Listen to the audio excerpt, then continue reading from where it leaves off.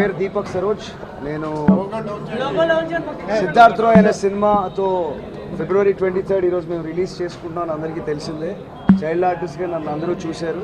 Release సందర్భంగా ఈరోజు విశాఖపట్నం సొంతూరు కాబట్టి మా అమ్మగారు రమణి కుమారి గారు మీ అందరికి తెలిసిన వాళ్ళే, మా ప్రొడ్యూసర్ ఫనీ గారు, నేను, మా హీరోయిన్ విశాఖపట్నం మా ఊరు సొంత మనుషులతోనే సెలబ్రేట్ చేసుకోవాలని ఈరోజు ఇక్కడికి రావడం జరిగింది.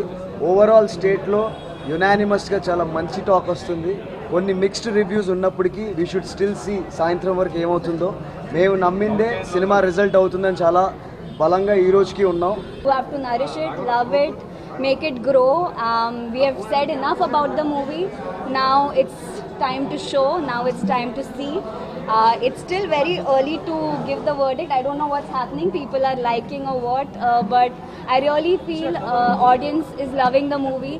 I really hope everyone, the youth, the elders, everyone, it's for everyone. It's your baby now, and I hope you all give it a lot of love.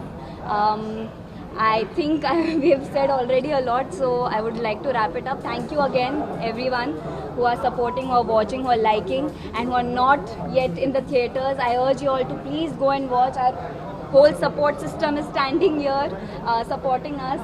We want you also to support us, so thank you so much. చాలా సంతోషకరమైనటువంటి విషయం. తను ఒక child ఆర్టిస్ట్గా తన career start చేసి సుమారుగా ఒక 48 సినిమాలు చైల్డ్ ఆర్టిస్ట్గా చేసి మిణుగురులు అనే సినిమాతో నంది అవార్డు గెలుచుకొని ఈరోజు సిద్ధార్థ్ రాయ్ అనే సినిమాతో బిగ్ స్క్రీన్ మీదకి రావడం చాలా సంతోషకరమైన విషయం. రాధా దామోదర్ క్రియేషన్స్ బ్యానర్లో ఫణి గారు నిర్మాతగా, యశస్వి సుధాకర్ గారు డైరెక్షన్ చేసినటువంటి ఈ సినిమా యూత్కి చాలా యూజ్ఫుల్ అయినటువంటి ఒక మెసేజ్తో ముందుకు వస్తుందని చెప్పి ప్రజలందరూ కూడా దీన్ని ఆమోదిస్తారు. యువత అందరూ కూడా ఆ స్టోరీని ఓన్ చేసుకుని ప్రతి కుటుంబంలో అంటే ప్రతి మనిషిలో కూడా నేనున్నాను అనేటువంటి చూపించినటువంటి కథ అది. ఆ కథను అందరూ కూడా మరి దగ్గరగా తీసుకుని దాన్ని సక్సెస్ చేసి దీపక్ సరోజ్ని ఆశీర్వదిస్తారని చెప్పి ఈ సందర్భంగా కోరుకుంటూ, మరి ఇట్లాంటి కథలు, ఇట్లాంటి స్టోరీలు, యూత్కు ఉపయోగపడేటువంటి స్టోరీలతో మరిన్ని కథలతో ముందుకు వస్తాడు దీపక్ రాబోయే కాలంలో.